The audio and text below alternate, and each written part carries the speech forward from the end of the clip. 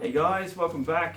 5 years later, I'm going to bring you a video today about the ESP and the two Gibsons that I bought back in 2011, the Chinese Chibsons and the replicas, and just walk you through what's changed and how they've held up. Alright, cool. So first I'm going to talk about the ESP. This was the first guitar that I bought, as I said, about 2011. Bought the guitar and I think about a week later it arrived. The seller was good, everything came as it was, and I was lucky to find someone that was actually going to be honest and sell me a guitar that was good. Alright, so this is the one that I've done the least mods on. The guitar itself is still as good as it was when I bought it 5 years ago. However, I haven't changed much. So the headstock's still the same, still got the original ESP tuners. Truss rod cover's the same. I think I actually replaced the locks on them, but aesthetically nothing else has really changed. I've kept with the same pickups. The knobs are all the same, bridge is still the same. I did consider changing it at one point, but the other one that I had didn't really fit. Now, how's it held up? No problems at all. So we're not getting any cracking anywhere, paint's all fine, nothing's chipped off. As you can see, any printing's still fine. And in general, all the knobs and all the switch, nothing's wrong.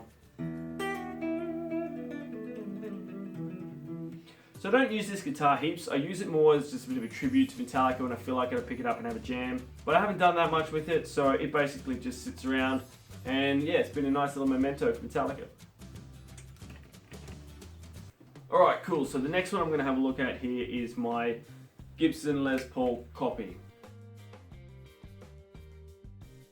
Alright, so as you can see from it, I haven't changed too much, but it's kind of similar to the 50th anniversary Les Paul 1960 model.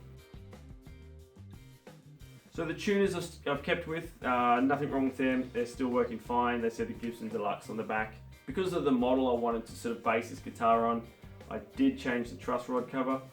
So it originally had this on it, which is the Les Paul standard, but you can see it's a little bit off center. And yeah, I just wanted the plain one. So the frets have held up fine, no problems there.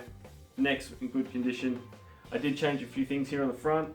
The original knobs were this sort of type. I went for the reflectors with some position indicators on there as well. Bridge and tailpiece is still original. So I did change the rhythm treble surround. The original one had black text, I wanted the gold text, and I went for the amber switch instead of the standard white. Okay, so this is the original wiring that was in it. It came with plugs, so I was able to swap that out. I did also swap out these, just a minor change. Not a fan of these really small strap buttons. They're just too little, they're always slipping off. So just went some cheap eBay mushroom heads. These were the original pickups that came in them, and they say Epiphone on them. The front, that's the front, F for front Epiphone, and the rear one, they were squealing a bit. Actually had someone contact me, Lyrebird Pickups, and they offered to make me some based on what I like, so I chucked them in. He made all the switches and everything, and just threw them in, and yeah, it sounds really good. One small change here too, just the plate. That was originally just a real thin sort of chrome one, so I just went the classic there. Alright, so I did take the scratch plate off as well. It was looking a little bit worn, and I just really like the look with it off as well, so you can always put it back on, but mine was a little dodgy from where they'd printed the red thing on, so you know, off it goes. Alright, so that's it for this one. Basically all the wiring did get changed and all the aesthetic pieces did, but apart from that, the wood itself, paint, and everything else is just in perfect condition.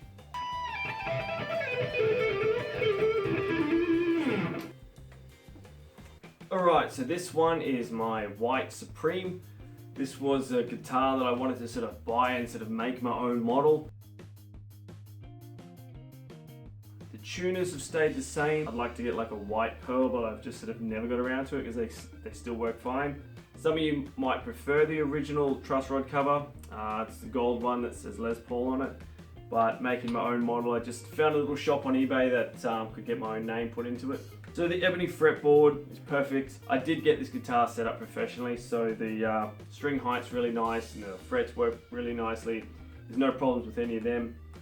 Paint's held up perfect on this one. I've got some slight yellowing on some of the sort of gluey outside, but that's fine, it gives it a bit of character. Changed out these as well, I had the small ones on them.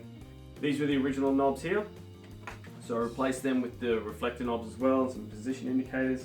I don't have the original bridge here, but it was very yellow, so I did swap that out for a sort of a more matte finish gold. Just another eBay purchase, no original parts here at all.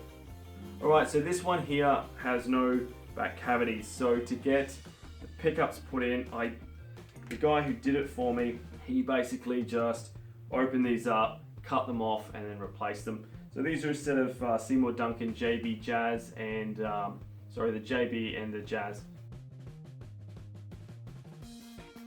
So this one here is probably on recording quality.